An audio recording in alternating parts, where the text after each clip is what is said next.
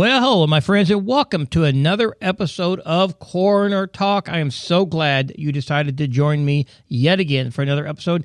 I've got a great show planned for you today. I'm going to go back to playing some online courses occasionally. I like to play some of the excerpts from some of our online courses that, A, gives you some training right now on the podcast, but then also introduces you to some of the topics that we have in our online platform. There's probably 34, 35 online courses in there. And so I'm going to play some of these to give you some excerpts every once in a while, along with some other stuff, of course. And so today is no different. Today we're going to go back to the classroom and we're going to talk about a preparedness mindset, an investigator's preparedness mindset. What does that mean? How can it help you? If you don't address this early in your career, how can it hurt you? So we're going to talk about that at length. Now, again, this is an excerpt from a larger class. In the show notes, there will be on your phone, you can swipe down, or on the computer, you can find the show notes, and there will be a link to the class where if you want to take the whole class, you can. But this is still going to give you quite a bit of training. So it's about 40 minutes, something like that, completely. So for this excerpt, so I'm gonna get out of the way. I'm gonna go right into the classroom here, and then I'll see you back on the other side. Adjust your earbuds, turn up those speakers, and hang on. It's now time for this week's featured conversation.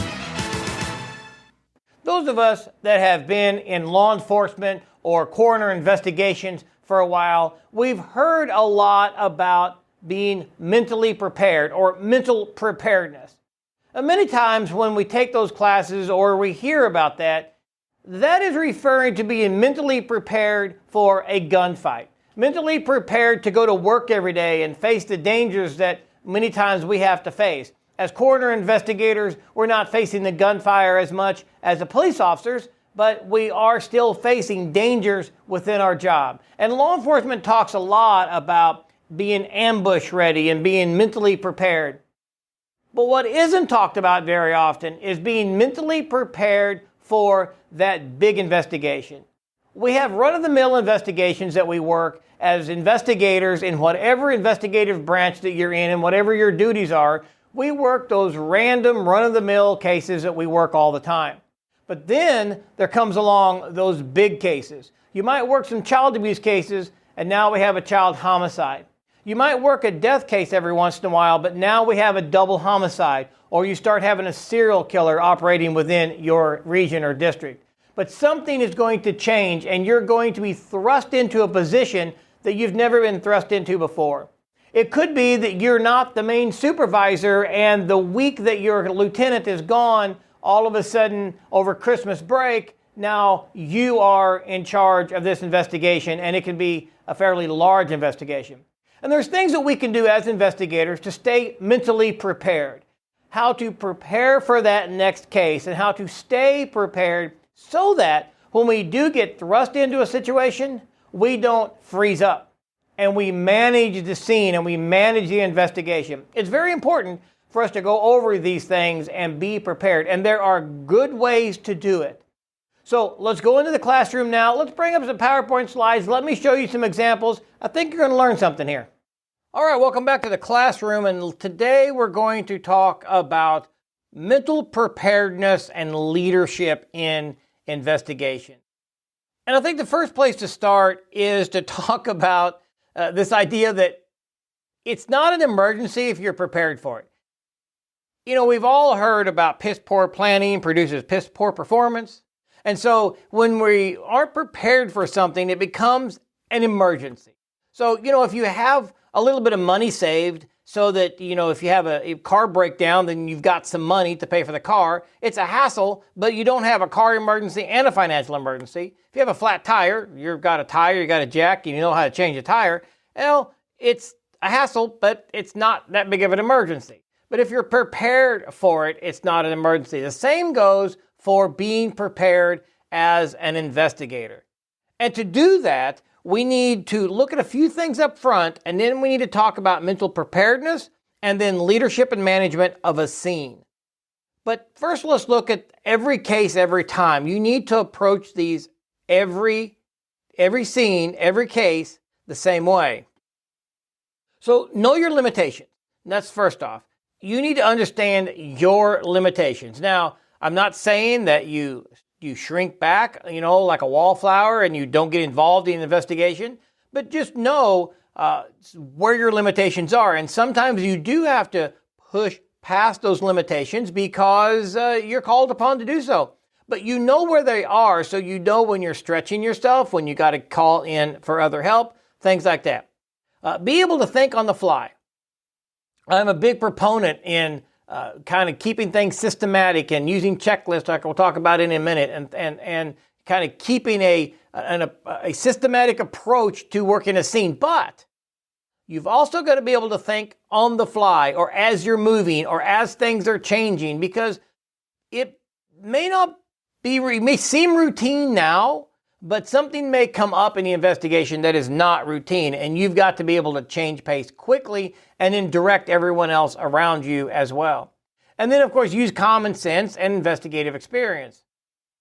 I think we all know that common sense is not necessarily all that common today, and sometimes how we look at a situation may be different than someone else. But in criminal investigations, there's a lot of science involved. But when it boils down to the basics is common sense and human nature. That's it. I've got to understand common sense, criminal investigation, how a scene was done, how a crime was committed, who did it, what's the behavior of the suspect. Okay, then fingerprints and DNA and all that stuff comes into play. But if I don't understand the human aspect of it and just have good old common sense, then I'm going to get in my own way. And then, of course, investigative experience. It's very important. The more experience you have, supposed to be, the better you are. And practice makes perfect. Well, perfect practice makes you better. It might make you perfect. But just because you practice at something, if you're not practicing your form and practicing how your delivery and practicing a something like free throws in a basketball, if you don't practice good form and practice them correctly, you can throw a ball up at that hoop all day long, and you're not necessarily going to improve. In fact, by doing it wrong several times, you may actually make yourself worse. And then be organized. So prepare in advance. We're going to talk in this course about preparing not only mentally, but being prepared with equipment, being prepared to how to think on the fly, how to get equipment in and out of your scenes, things like that, and then using checklists. Now, it's important to use checklists. I've heard people tell me, well, I don't like getting out my checklist or my flip books or my forms because it makes me look like I don't know what I'm doing. Well, that's quite the opposite, actually. No one at the scene is going to look at you and you get out a flip chart and start flipping through, a drowning. Okay, how do I work a drowning? No one's going to look at you and say, man, that guy don't know what he's doing. He's using a flip chart. Really, nobody's going to say that. But what will happen is 6 months from now, when we find out we've missed something and we did something wrong at the scene, or we didn't get the right information about a case, or we've done something where we should have known or we should have done, now we look bad. That's when it's going to make us look bad. Not using a checklist or using a form. I advocate those because, you may be in a position where you haven't worked an infant child death in 6 months, 2 years, 3 years. They just haven't come up on your on-call time. So all of a sudden now you have a child death, and the last one you can remember was over 2 years ago. There's a lot to do in a child death. It's very much different than adults. So pull out your form, pull out your SUDI form, pull out your department form, run through the checklist, make sure you hit all the points that you need to so that nothing is missed. And then, of course, be flexible. I like checklists. I like doing things the same way every time. But with that, you also have to be flexible because cases will present themselves differently. What starts out as what you think is a natural causes, and you're working a natural causes death, all of a sudden you realize, wait a minute, this doesn't look that way, and now it may be homicide. Also, you may be in an outdoor scene and you're working things in a certain way in a certain time frame, and all of a sudden the weather's coming in, there's a storm coming up. You got to be flexible. Now, are you going to move the body or leave it there? Are you going to cover up the body, or how are you going to protect the scene, protect the area? Maybe you have new people working with you because it's over a holiday weekend and all the people who are experienced are gone. So you got to be flexible in how you do things. And then always follow your agency's policies and procedures, because throughout this course, we're going to talk about things that you might go back and want to change some policies and procedures. And if you change them, that's fine. But don't violate them until they're changed, because here's what can happen. You have a great investigation, but if something goes wrong and it's found out that you violated a policy or a procedure within that policy, then it could come back and bite you. You actually could either face criminal or civil liabilities. You could get fired. It could make your case go away. The guilty could get off. And so we've got to be careful in how we do that. And then let's talk a little bit more about flexibility. Every situation is new. Now, yes, we've probably worked some of the same cases over and over again, but we've got to understand that when things happen, when things change, we have to be able to not only think on the fly, but also be able to change the way we're doing things on the fly. We must let what we know guide us. We must look at the scene. We must be working the scene.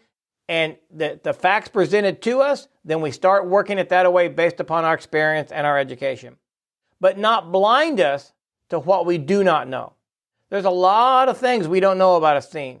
A lot of things we don't know about an investigation. So we just have to let that guide us, and we work it through policies and procedures, checklists, and as we run into that boulder, run into that rock wall, then we go around it, we go over it, we go under. What do we need to do? And then we must always maintain a beginner's mindset and never overvalue our experience or undervalue the information that we are observing. So what does that mean? Well, we should have a beginner's mindset at all times. Now, I'm not saying you go in and you are a wallflower and you freeze up. What I'm saying is you should always go in with I don't know everything. I might know a lot. I've been around this for 10, 15, 25, 30 years, but I'm not the best. I might be good, but I'm not the best. Or you might be around for 6 months and you know there's a lot of things you don't know. And so you're approaching that way. I've seen investigators that have worked cases for many, many, many years, 25 years, 20 years, and they don't want to change. And they'll go into a scene and they don't let the information that they're seeing guide their investigation. They make preconceived notions and preconceived ideas, and they investigate that direction. Well, now they are actually causing investigation to go wrong. And never overvalue your experience, but undervalue the information we're observing. So if we undervalue the information that we're observing, it's because either A, we're not educated in what we're observing, or B, we've already preset our mind to one thing and this person, this is a bad example, but this person looks like they were shot, there's a gun there, there's a hole in there, and then so they're shot. So let's look for the shooter. Well, in reality, the gun just fell out of the victim's waistband because he tried to get it out to defend himself. But what you really see is a hole because he was stabbed with a screwdriver. So now all of a sudden we're looking for a shooter, and there is no shooter. It's an assailant who assaulted somebody and ultimately stabbed them, but it's not a shooter. And so now we're looking for, we could guide ourselves incorrectly. So don't let that happen. So let's take a minute now and kind of change our way of thinking here, and let's start thinking about preparation. You got to be flexible. Now let's talk about preparation. Preparation is the one thing that the average investigator does very little of. You go to work, you come home, you don't really spend much time preparing for that next case, mentally, physically, and so the good ones, the good investigators, the masters do it consistently, right? There's this philosophy, 10,000 hour rule. And there's been books written that promotes it, and there's books written that debunk it.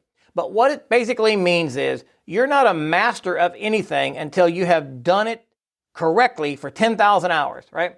You want to be a master guitar player, 10,000 hours. A master piano player, 10,000 hours. And then, of course, a master investigator, 10,000 hours.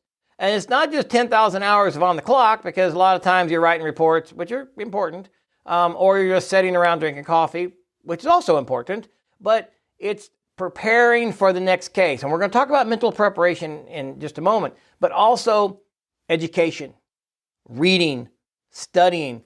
You know, I not only do I work investigations, I also teach about investigations, and I also sit under the instruction of others who teach me how to do investigations. Things change, things are new. This investigator, this course that I'm taking might give me some more information and give me some new information, not only to teach it to you, but also then to do my investigation on actual case better. So not only am I taking courses, I'm also reading. I'm always reading books about investigation, interview and interrogation, crime scenes, stage scenes, suicide investigations. Whoever comes out with a new book, I want to consume it and I want to read it. And if I'm in between reading things, then I'll pull out some old books that I've read and I'll go through and look at my highlights and look at my sticky notes and I'll review that book. I may not read the whole thing again. I may read portions of it, but I'll certainly review the things that I highlighted. If I felt it was important and I made notes in the columns and things like that, I review all that because I'm constantly trying to stay prepared. You know, back when I was a young detective, I was trying to learn how to use fluorescent fingerprint powder. And so, and you know, in like with alternative light sources and, you know, shutter speeds and all that stuff, it was new to me. So I actually would go around my house in the evenings and Sunday afternoon or whatever, and I would make prints on cans or door jambs or something like that. And I would dust them with fluorescent powder and I would photograph them and see what would make a good photograph and how long to leave the exposure open and all this stuff, right? You know, when I was first starting to learn how to use luminol or blue star, you know, I would find ways to put blood on the tile floor and then clean the blood up and then turn all the lights off and use luminol. And how do you photograph that? And how do you do? You can take classes for it, but then you also practice it. You know, admittedly, my wife got a little tired of me turning our houses into crime scenes, but I got good at it. I was able to go to a scene and I knew what I was doing because I had done it in mock scenes, okay? And so that's physical preparation. You know, if you're going to be a runner, I used to run, don't run much anymore, but I wanted to do some marathons. I didn't start out and went to the marathon the first time. I started out walking on a treadmill because I was out of shape. And so I started walking on a treadmill. Then I started kind of jogging on a treadmill, then jogging outside, and then it was a mile, 2, 5, 6, 10, 12, and then 26 miles. You know, I would run 5, 6, 7 miles a day. I enjoyed it. It was the best thing in the world, but it was preparing myself for that marathon. Same thing with investigations. You've got to prepare yourself mentally and physically. And physically may mean your health, but physically may also mean physically, how do I use this equipment? How do I cast prints in the snow? How do I do a body exam? How do I do this physical thing that I have to do, right? So you practice that and you set up scenarios for that. That's preparation, okay? Then we have mental preparation. All right, now we come to a part I want to spend some time talking about mental preparedness and what mental preparedness is and how we recognize fight or flight and then what we can do to prepare ourselves mentally for those investigations that's obviously going to come up. All right, so the first thing I want to talk about is fight or flight. Now, fight or flight response can be triggered by not only real but also imagined threats. So if you see a snake laying across the room, you may very well have this fight or flight mentality, but that snake might be fake. Or it might be far enough across the room that it really is not a threat to you, but your mind, your brain doesn't care. You see the snake, you're afraid of snakes, and so fight or flight kicks in. And the body and the brain doesn't really know the difference between physical or psychological threats, whether that be real or imagined. Sometimes we get worried about a conversation we're going to have with our supervisor tomorrow, And we have a form of fight or flight, meaning we start having physiological changes to our body because we're worried about this threat that's going to happen, this issue that's going to happen tomorrow. And in effect, nothing actually happens in the end, but we've had time worrying about it and actually has caused a lot of this fight or flight responses in our body. So when confronted with a threat or stress, complex mechanisms activate within our brain and within our body to help us be ready for a quick response. All right? So all of a sudden, you're walking down the trail at the city park and boom, there's a grizzly bear within 30 feet if you jump out into the trail and look at you. At that point, you have a fight or flight, okay? So your brain is going to release hormones which will increase blood pressure, getting the blood pressure up, getting the blood to those muscles. Your respirations will quicken, your pupils will dilate, and of course your immune system and your digestive system starts to slow down so that it can put all of its efforts either into going hands-on and fighting that grizzly bear or running away. But what happens sometimes is freezing.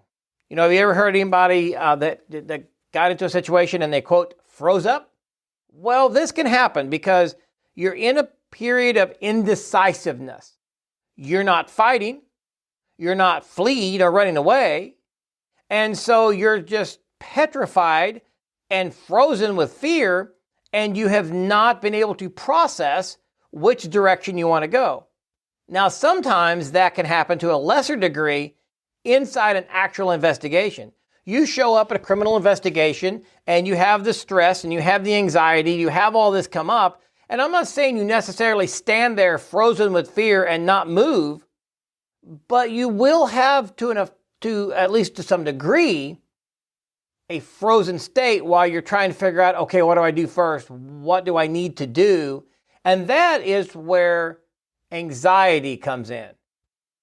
Anxiety, it's a noun.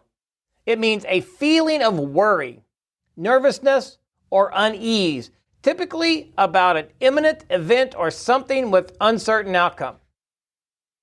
We might have anxiety because we got to go and talk to our supervisor tomorrow. We might have anxiety because we're worried about a fight we had with our significant other. Maybe we have anxiety because we've had some extra bills this month and we don't know for sure how we're going to get the rent paid. But that's anxiety, a feeling of worry and nervousness. Now, we may also have anxiety when it comes to investigations because all of a sudden you get a call, you get dispatched on a weekend. I use weekend sometimes because it's like some of the command staff is gone. But nonetheless, you get a call to a double homicide and you are the primary investigator, and all of a sudden you start getting worried and you start getting nervous because you're about to have an imminent event, which means you're about to go en route and arrive on the scene of a double homicide, and you've not worked much more than just a car accident death or a bar fight or something like that. And all of a sudden it's going to be put on you. That's anxiety. And when that anxiety happens, then you're going to have a lot of things, a lot of the fight or flight type things happen to you, and you're going to start going through this process of, fight, go in, do the case, fight, flight, or froze. Now let's talk about how to overcome anxiety. Having confidence will minimize the physiological effects of stress. Having confidence. Now, confidence does not mean arrogance. I'm not suggesting that you become arrogant, but confident. If I know what I'm doing in this investigation and I feel like I'm mentally and physically prepared, I have confidence, right? I don't have a lot of anxiety over, let's say, mowing the yard. I know how to mow the yard. I know how to use my lawn tractor. I know how to use my equipment. And so I don't have a lot of anxiety over that because I'm confident that I can do it. Now, if I got a new piece of equipment or, like recently I moved to a new house. Well, I didn't have a lot of anxiety, but there was a little bit of consideration in that, wait a minute, I've got a new house, new property.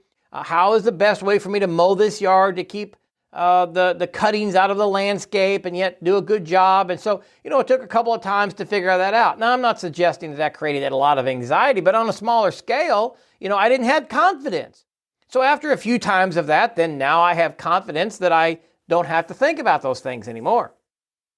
And then the higher your skill level, the more confident you are that you'll perform optimally. Remember earlier we talked about the 10,000 hour rule. We talked about practicing and being mentally prepared. Well, the higher your skill level creates confidence. So the more confident you are that you'll perform the job correctly, then your anxiety, of course, will go down. And in stress inoculation training. So in this case, this is hands-on type training. I know that in our academy settings, we teach a lot of hands-on training. We have forensic dummies and fake blood and weapons and all kinds of things where we set up scenarios of all kinds of homicides, suicides, natural deaths, car accidents, whatever. We do child deaths. We do a lot of things to make it look real so that our investigators, people, students in our classes come through and they actually have hands-on experiences at stuff. And then we go back and we critique it, talk about it, we all as a group. It's not a right or a wrong. It's just what could we have done differently or better. But that puts somebody in a very real situation. When it's nighttime, it's outside, and you're having to work at this death. Now, certainly the thing that's dead is not real. It's a mannequin, but you're having to work this case. That puts you in real life situations. Very similar to shoot, don't shoot situations whether you're out on the range or you have a video scenario type training. Shoot, don't shoot, things like that. It's hands-on, it's reality-based, and it puts you into a mode of actually performing a scenario. So it's not your first time you've been there, right? We always go back to our training. And so if we're trained wrong, then we always will go back to that training when we get under stress and anxiety. So training correctly will help boost your confidence, which will make you obviously a better investigator because it lowers your anxiety and it helps you to be mentally prepared for that investigation. So let's talk about preparation. Through training and mental rehearsal, prepare yourself for all conceivable scenarios so that nothing hasn't been thought out or practiced. Do the work beforehand. Know what you're capable of when everyone else is hitting the panic button. So let's talk about this here at length. Thorough training and mental rehearsal. So thorough training, number one, go to courses. Like the course you're taking now, go to crime scene classes, get some training, read books, talk to other investigators, set up fake scenarios for yourself, okay? And mental rehearse those things. So let's say you're driving around on patrol, you're going on vacation, you're fishing. Just start thinking about, okay, if right now I got a call and I had to respond to 2 dead children located in the backyard of a residence. Go. What are you going to do? What equipment might you need? How are you going to respond?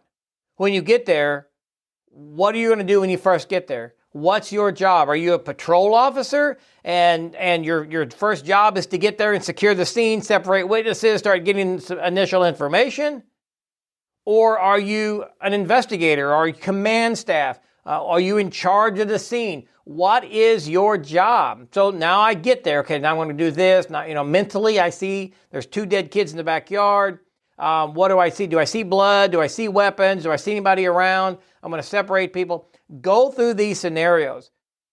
There was a book I read a number of years ago, and it was about, and I forget the guy's name, but he was a prisoner of war. And during his time of World War II as a prisoner of war, of course, he couldn't play golf, but he was an avid golf player. But he played 2 rounds of golf every day in his mind. Every day he spent time playing 18 holes of golf. He had nothing else to do. And he thought himself through perfect form, perfect stance, perfect swing, where the ball went, how it would travel. He would put, because he knew about golf, so he would put wind conditions in. He knew certain places that he used to play and things like that. And he would play this one field over and over and over, this one course. When he got out after a few years of being a prisoner of war, the first chance he got to go play golf, he went back to that one particular course that he always thought about. He shot the best game he had ever played in his life, because he'd been playing 2 games a day at that course in his mind. That's mental preparation. Okay? Do the work beforehand. Know what you're capable of when everybody else is hitting the panic button. 2 dead kids in the backyard, that's going to cause a lot of panic. But if you've mentally prepared it, if you tread scenario training, then you know what you're capable of. You know you can do this. You just calm down, understand that anxiety is real, and then get through the fight or flight, and then just start working through the investigation. You've already mentally prepared for it. So let's talk about being prepared. So call upon the experts. There's a couple of different sections here I want to talk about. Remember I said earlier that you don't have to be the expert of everything, right? But you need to be confident in what your skills are and be confident that you can perform the skills that you're called upon to do. But you don't have to know everything. However, back in the day, we used to have Rolodexes. Now, these are cards that we could roll through this spiral thing and find people's phone numbers and names. Now it's done digitally, but we still want to know where we can find people. A shooting reconstructionist. Let's say we need to call upon an expert for that. BPA, blood pattern analysis. Maybe we understand blood pattern a little bit. We understand how it's made, wipe versus swipe, velocity, big drops versus little drops. Does this look right? Does it not look right? Maybe we know that much. But then when it really comes down to having to understand exactly how the blood was let, where it was done, and we have to put a lot of math into it, that's not us. Call the expert. Just know where to find the expert. Audio and video analysis. Maybe you've got an audio recording or something like that. Make sure that you know who can do those things. Computer crimes, traffic collision reconstruction, pathologist, entomologist, there's psychologist. There's a lot of ologists out there, and you need to know how to get a hold of every one of them. You don't want to be on the scene and realize, man, I wish we could find somebody that knew about shooting reconstruction. Or, man, if we had an entomologist, they could come collect some of these maggots and insects and probably give us a good time of death. We've got to know who they are ahead of time so that we can call them. Be prepared. A lot of moving parts goes on in a criminal investigation, in a death scene especially. And there's a lot of overlapping duties. So part of being prepared is don't assume anything when you're working the case. Understand that when you're there working the investigation, and we're going to consider you being the lead investigator, you're going to be the one leading the investigation, and you're going to have people helping you. 1 person, 10 people, I don't know. But we're going to go out this and that you're actually doing the job as an investigator and doing your part. So don't assume anything. Make sure you communicate with either the people above you and the people working with you. Make sure you communicate. Double check to avoid duplications or neglect. Remember those checklists I talked about? Remember those forms and graphs I talked about? Use those. So before you leave a scene, make sure you go back over the checklist. Did we do everything? Have we got all the information that we need? Did I sent Officer Smith and Officer Jones to go do certain tasks? Have they returned? Do I have those answers? Are they still out doing those tasks? I don't want to leave here until I know that they have done what I've asked and I've got that information, because that might change the path that I want to take, okay? And then clear and concise communication. Ensure people understand what you're wanting them to do. Don't just say, hey, go do an area canvas. You want them to ask these 5 questions to everyone at every house, 4 blocks in all directions. But be clear and make sure that you verify when they're done that they did just that. And then maintain a log of which tasks were delegated to who, for a couple of reasons. Number 1, it lets you understand who's come back and you can check them off and you're done. But also, it helps you understand who isn't done, right? Look, I sent these people out, they're not back yet, or after they are back, they did get your information, but maybe you want to go back and explore more about the area canvas. Or maybe you want to go back and explore more with the landlord. Who did I send over across town to talk to the landlord company? Well, that was John Smith. Well, get Officer Smith in here And let me talk to him again because I want him to go back to the landlord's office and find out more information. Since he started it, let's let him finish it, okay? And then have enough reliable personnel to respond. Now, sometimes you don't have that. Sometimes you have to rely on other people. And sometimes, you just work short. And that certainly is going to happen. So let's look at some equipment you may need. So here's some equipment that, it's pretty normal stuff. There's nothing really high energy here. But have this equipment available. Where is the equipment? Do you have it available and what do you need? Make a list of what you need. And then know where it is and how to properly use it. It is no good to have luminol or blue star if you don't know how to use it. It does you no good to have alternative light sources or laser rods or anything like that if you don't know how to use it. So know where it's at, know how to get it if you don't carry it in your car, and how to properly use it. Have it accessible. If you don't have it with you right now, then can you send somebody to get it? Do you know where it's stored at the department? Where can you get it? Ensure the chemicals are not expired or frozen. One of the worst things is to have water available for Blue Star or whatever, and it's frozen in the back of your vehicle because no one's checked it, okay? Or you've got certain chemicals, drug test chemicals, blood test chemicals, or whatever, Blue Star, some of these things that are expired. Well, now you don't have any at your scene because no one's went through and prepared a checklist for inventory, that you do every month or every quarter or something to check these things. And then make sure the equipment is clean, not only for DNA purposes, right? Cross-contamination of cases, but just make sure that it's clean. If it's got blood on it, even if you're using it on another case that might not be a cross-contamination case, you don't want to touch something that's got old blood on it. And I know that's exaggeration, right? But it could just be mud, could be blood. It could be a chemical or an oil or something from another case. Just make sure that it's clean. Because if you don't know where it's at, if it's expired or unusable, you can't find it or it's dirty, your equipment means nothing. So part of being prepared and being confident is to be mentally prepared, overcoming your anxiety, understand where your equipment is, know how to use your equipment, or know how to call someone to come use that equipment, and then you're confident. You don't have the anxiety as, man, do I have this? How do I get that? Your equipment is clean, ready to go, and you have the confidence to do your job. So let's move over to the next video, and let's talk about leadership versus management versus influence. How are you the leader at a crime scene? What do you do to make yourself a better leader? And actually, what is a leader and what is an influencer? Let's move to that video next. All right, we're going to stop there. I know that you got something out of that. That's a great reminder. I listened through again with you, and it is a great reminder of some things that we need to be watching out for, our mental preparedness, as well as just having a prepared mindset and being prepared in all ways. Because we get lackadaisical, we do get to where things are ho-hum every day, same thing, and then we get hit with this, oh my golly, what are we going to do about this? And we either fight, flight, or freeze.